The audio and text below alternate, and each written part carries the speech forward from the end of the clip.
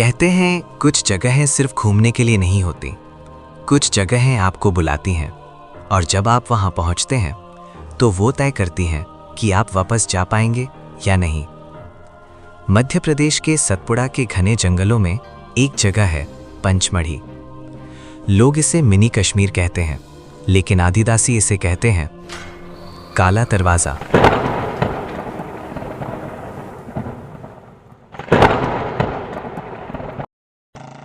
मैं निकला था सिर्फ एक ट्रैवल व्लॉग शूट करने, ना नए रोमांच की तलाश में, ना किसी रहस्य को उजागर करने, लेकिन शायद किसी और ने मेरे लिए कुछ और ही प्लान कर रखा था।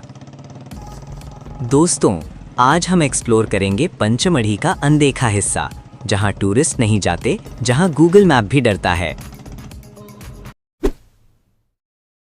जंगल में प्रवेश करते ही नेटवर्क गायब, पक्षियों की आवाज बंद, और अजीब बात यह थी कि हवा चल रही थी लेकिन पेड़ हिल नहीं रहे थे।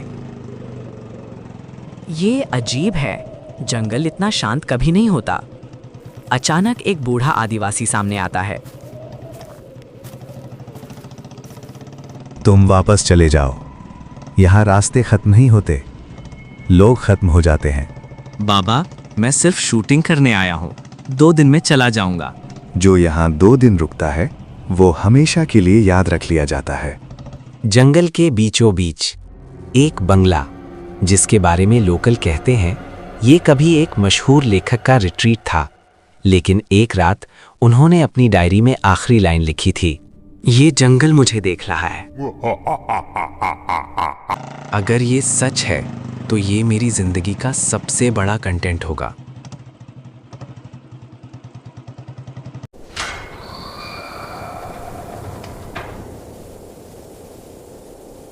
अंदर कदम रखते ही जैसे तापमान गिर गया हो, मेरी सांसें दिखने लगी, लेकिन बाहर तो गर्मी थी।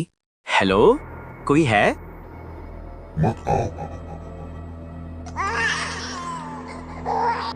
ये रिकॉर्डिंग है। हाँ, जरूर कोई मजाक कर रहा है।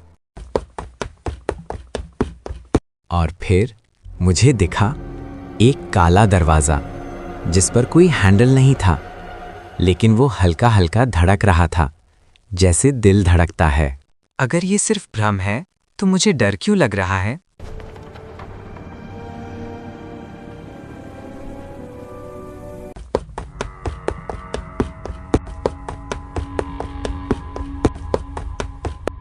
गुफा के अंदर दीवारों पर चित्र बने थे, लेकिन वो सामान्य रॉक आर्ट नहीं थे। हर चित्र में एक इंसान था और उसके पीछे एक छाया। ये लोग कौन हैं? और ये छाया हर पेंटिंग में क्यों है? क्योंकि वो मैं हूं।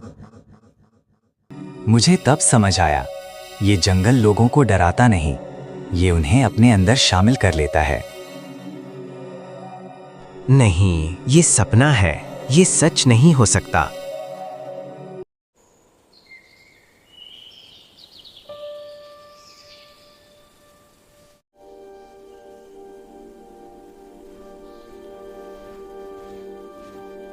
मैं बचकर बाहर आ गया, या शायद मुझे बाहर जाने दिया गया।